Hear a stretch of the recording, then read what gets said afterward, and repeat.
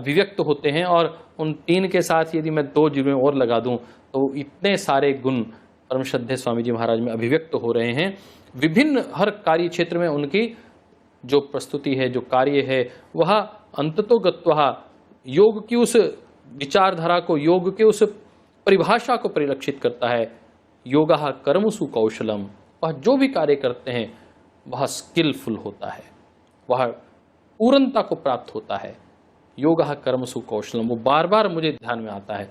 इस बीच में एक बड़ा आनंददायक कार्यक्रम हुआ और आप देखिएगा वह यूट्यूब पर परम श्रद्धेय परम वंदनीय श्री श्री रविशंकर जी महाराज के साथ एक वेबिनार, बिल्कुल सहज केमिस्ट्री में बात हो रही है कि योग कैसे आगे ले चलता है, योग की अवधारणा कैसे आगे लेके चलती है। और मुझे बहुत अच्छे से याद है श्रद्धेय स्वामी जी महाराज से जब चर्चा हो रही थी तो श्रद्धेय स्वामी जी महाराज ने एक गीत बोला था, साधनरत हो साधक भैया, परमेश्वर पार करे नैया, साधनरत हो साधक भैया।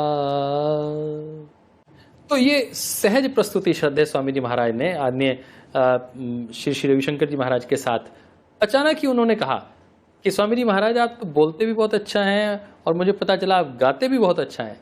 जैसे ही उन्होंने कहा, श्रद्धेय स्वामी जी महाराज ने बिल्कुल सहज भाव में जो प्रस्तुति रखी साहब, जो वह अंतरंग अभिव्यक्ति थी, मुझे लगता है कि वह तार झंकरित हो गए। संगीत का जो सरस्वती मैया स्वयं उसमें गुंजायमान हो रही थी। और आप देखेंगे उस कार्यक्रम को, यदि आपको अवसर मिले तो उनके जीवन में यदि योग को निखारना है तो आप उस YouTube पर उस कार्यक्रम को अवश्य देखिएगा। महत्वपूर्ण चर्चा है योग के विषय में, इतनी विश्लेषणात्मक चर्चा, इतनी प्रवीणता के साथ, इतनी गंभीरता और क्लासिकल चर्चा है कि मैं बहन कमलेश जी से जो इस कार्यक्रम की आर्ट ऑफ लिविंग से संयोजन कर रही थी, इधर मैं कर रहा था, तो हमारी बाद में चर्चा हुई कि हर साधक को वह अवश्य सुननी चाहिए। तो इस प्रकार की वेबिनार तो मैं समझता हूँ, चाहे प्रिंसिपल्स के साथ रहे हों, कॉलेजेस के साथ रहूँ, MIT यूनिवर्सिटी के हजारों विद्यार्थियों के साथ परम श्रद्धेय स्वामी जी महाराज का कार्यक्रम हुआ, भाई राहुल कराड़ जी ने उसकी व्यवस्था की, और अन्य अनेक विश्वविद्यालयों में, तमिलनाडु में श्रद्धेय स्वामी जी महाराज की चर्चा हुई, राजस्थान में चर्चा हुई, तमिलनाडु में हमारी बहन राजेश्वरी जी ने इस सारी व्यवस्था में सहयोग किया, और बीच में पूजा हमारी साध्वी बहन देवप्रिया जी से चर्चा हुई। और एक विचार आया कि हमारी उत्तराखंड की बहन सीमा जौहर जी, वह पिछले कई दिनों से प्रयास कर रही हैं कि जो हमारा ये ब्लाइंड कॉलेज है, नेशनल लेवल का ब्लाइंड कॉलेज है, उन तक भी अपनी बात पहुँचे। उन्हें दोनों भाई बहनों ने मिलकर श्रद्धेय स्वामी जी महाराज से निवेदन किया, क्योंकि इतना समय टाइट रहता था, दिन में 6-6, 7-7 घंटे तो श्रद्धेय स्वामी जी महाराज अलग अलग चैनल्स के ऊपर अपना कार्यक्रम देते थे। इतनी व्यस्तता श्रद्धेय स्वामी जी महाराज की, तोबा साहब, खाने की भी फुर्सत नहीं, और मतलब एक के बाद एक कार्यक्रम, और जब कार्यक्रम की छुट्टी मिलती तो वेबिनार, एक संस्थान और फिर दूसरा संस्थान, बीच में फिर हम भी नहीं चूकते हैं, हम भी कुछ अधिक काम बता देते हैं, तो कई बार पीड़ा भी होती थी कि श्रद्धेय स्वामी जी महाराज को हम ऐसे बताते हैं, पर क्या करें, चारों ओर से दबाव ही ऐसा था।